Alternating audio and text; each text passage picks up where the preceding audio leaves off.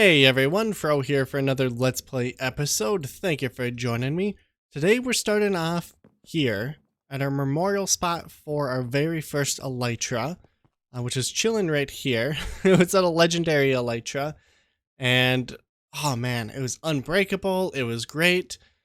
But after, like the episode after we got this, we died and had to sacrifice it. So we built this giant kind of like monument for it. Which, I think is pretty cool. And recently I did a little bit of a live stream and I went through and I added in these beacons to it. So just wanted to quickly show that off.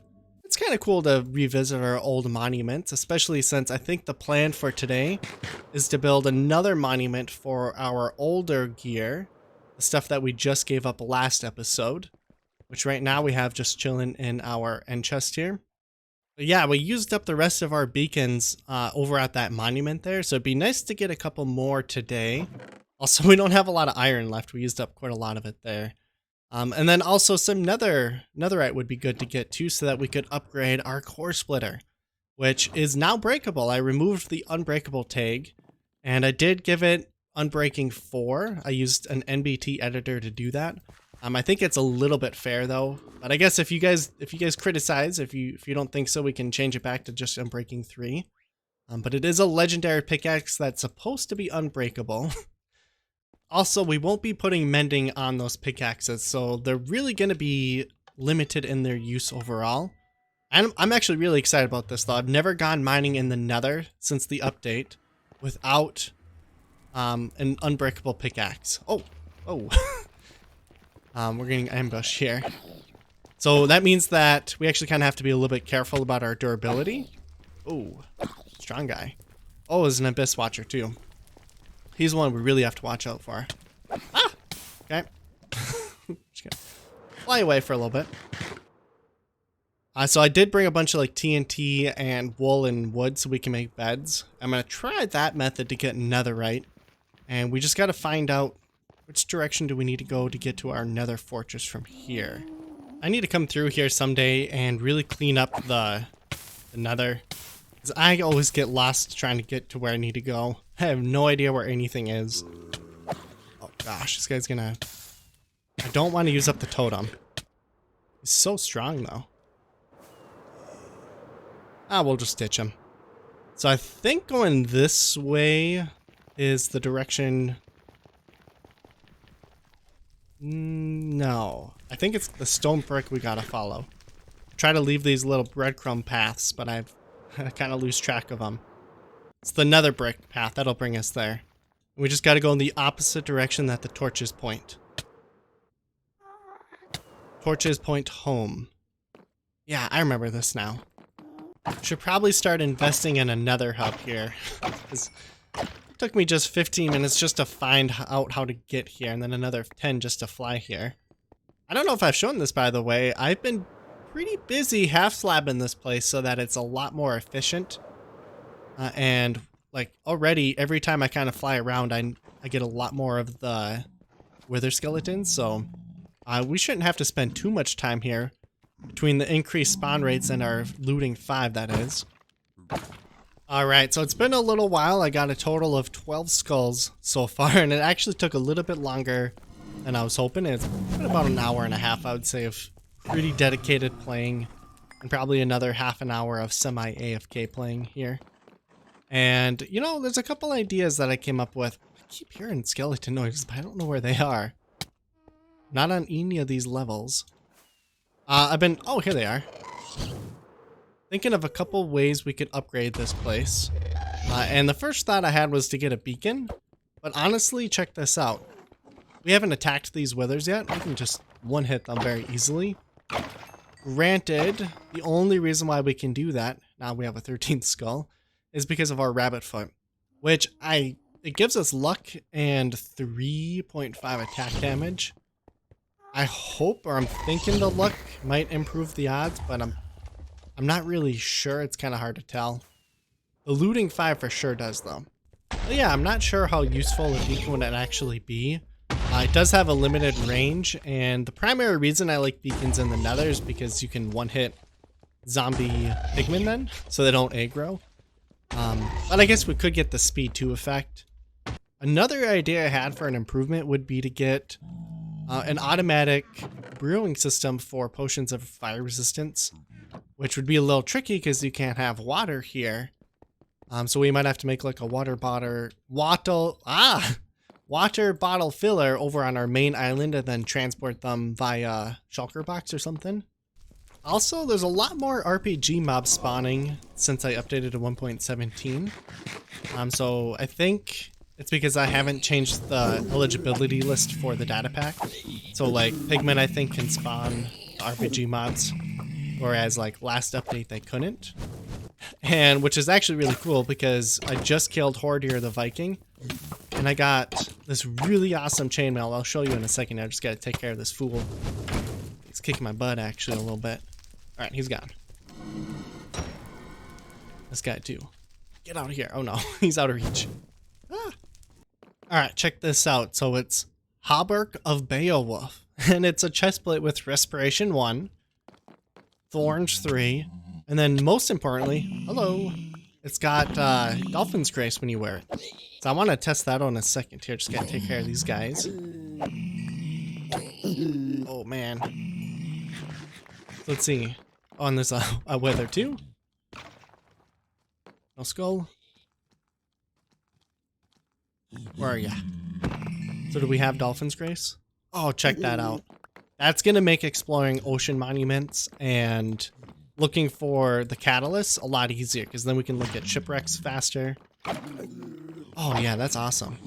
But yeah, I think we're done working on getting the skulls here for now. Let's move on to getting our netherite because that's gonna take quite a while as well here.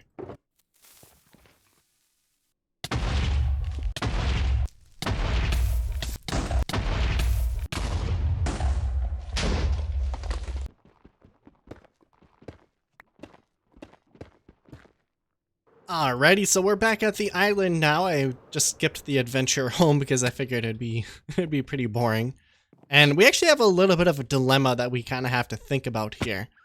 I originally wanted to upgrade our core splitter here to netherite, but it doesn't have mending, which means the only way to repair that is with more netherite ingots. And netherite only adds on, what is it? So diamond has 1500 durability. And netherite has 2000, so it only adds 500 durability. I think it's worth it to do it for the core splitter, but I don't think it'd be worth it for like our shovels and stuff, unless they had mending as well. But I've been kind of playing without mending this world, so it's kind of like netherite's almost not worth it. You know what I mean? Because you have to get more netherite to repair, and you spend a lot of your durability to get more netherite. So I don't know, it's almost like you break even, I guess. Well, anyways, we're gonna upgrade our core splitter here to netherite at least. We'll upgrade one of them. We have two of them with us, which I'm not actually sure where the other one is. Is it in here? Yeah, it's right here. So we'll leave one of them as diamond, and then we'll upgrade the other one to netherite here, just so that has that extra little bit more durability. But man, netherite is so hard to get, actually. Maybe I'm doing it wrong. I don't know.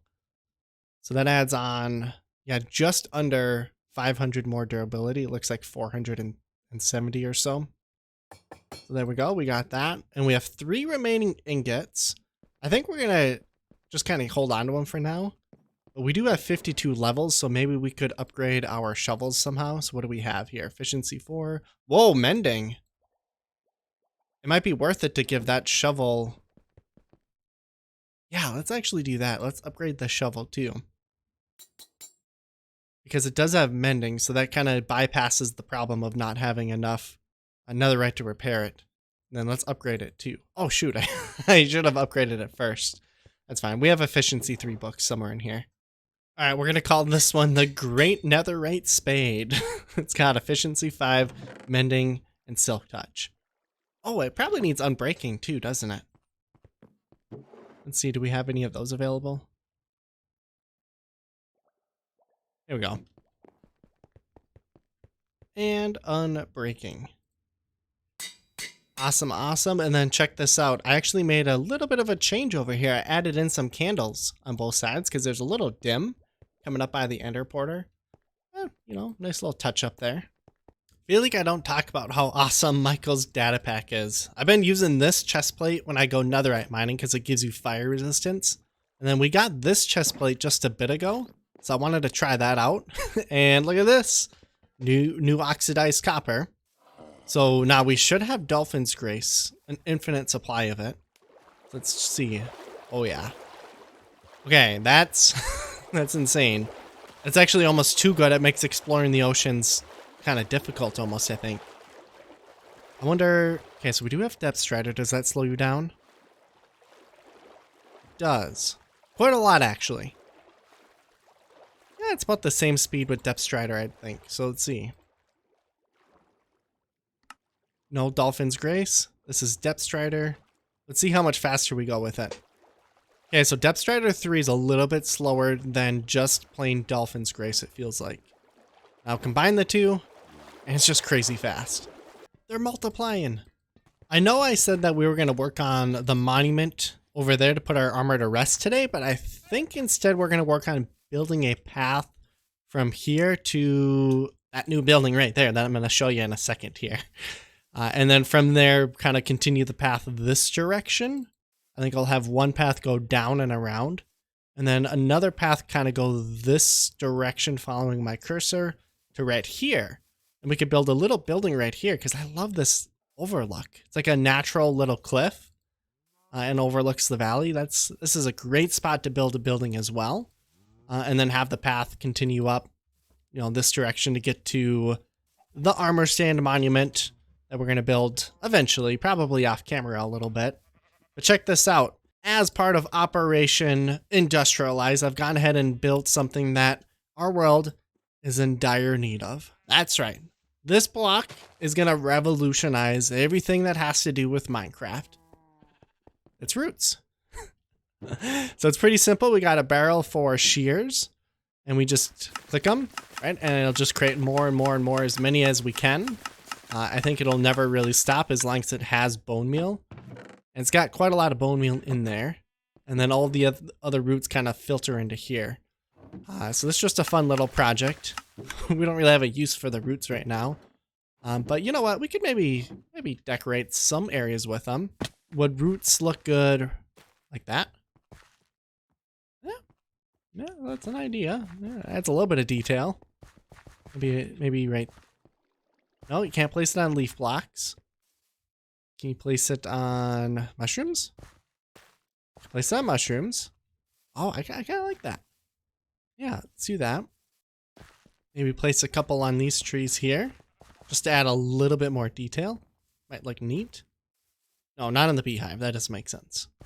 Anywho, let's go ahead and get started on the path. I was doing a little bit of thinking about this before I hit record, and I think it'd be a good idea if we had this climb immediately up like this, and then here we would have the actual path itself. So like we'll fill this in with blocks and kind of like dig this area out a little bit, turn this into a cliffside. And then the way that I generally make my paths is, you guys kind of know the drill, I'm sure. You sprinkle in a little bit of this and a little bit of that, some gravel here, something just super simple like this, and we'll probably have this just kind of continue upwards too, at least until this level. And we sprinkle in some andesite too, and I like to complement it with cobblestone, sometimes mossy cobble, but I didn't grab any. And we also have stone brick, which I think is nice to include every once in a while. Kind of feel like I put too much andesite in right there. That should be cobblestone there.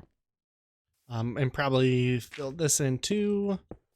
And then, I don't know. I don't know if I like having that being such a harsh border. So we probably need to build some polished andesite up like this, so that it looks like it's kind of being supported a little bit more. Does that look kind of good? I'm worried that this is too close to the path. But we could always just extend the path a little bit here, kind of like that. I think that will make it look fine then.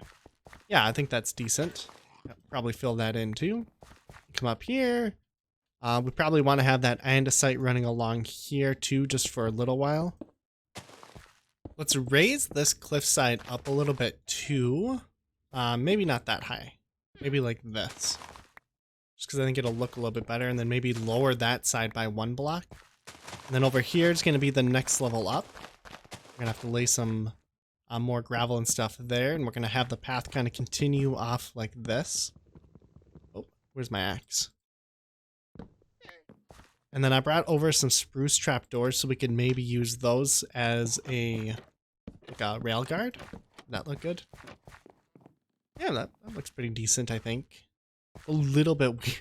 It's a little weird. Let's look at it from this angle. It's okay. We'd have to have one there, and then have them running alongside here as well. Which, no, but that's okay. We might not need to have the handrails here. That might make it look a little bit too weird. But definitely up here I think makes sense. Yeah, I kind of like that.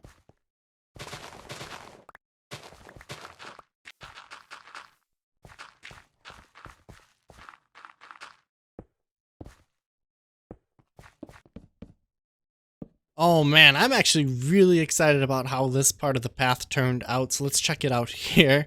I did a little bit more building off camera than I probably showed as well. So, you know, this part of the path just kind of meanders up. Extended the leaves up to the top here just to kind of fill it out, added a little bit more bushes, a little bit of decorations here. I don't know. I don't know what this is supposed to be. They're like, you know, they're the corals, but they're, you know, they die because they don't have water or anything. And then we have sea pickle. But, you know, it looks kind of cool. It's unique. Haven't seen it on the island otherwise. Got a bridge here that I slapped together pretty quickly with a little bit more decoration. Do we have... I have nothing I can put in the flower pot. A couple more rose bushes, and then this path is going to go this direction and meet up with, I don't know, the barn over there or something eventually.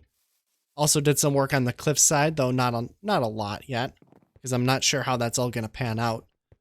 Come in this direction, though. You cross the bridge, and you get to just a last little stretch. Here's where we're going to build one building at this overlook, maybe like a tower or something. And then somehow we're going to make the path reach all the way up to the top here. And we're going to have that monument for our armor that we're laying to rest. So quite a lot of progress has been done on the path there. And we'll start working on the monument some point here. Maybe next episode, I'm not sure. We are going to end the episode here for today. I did want to show you guys that we got 15 wither skulls during our little nether adventure.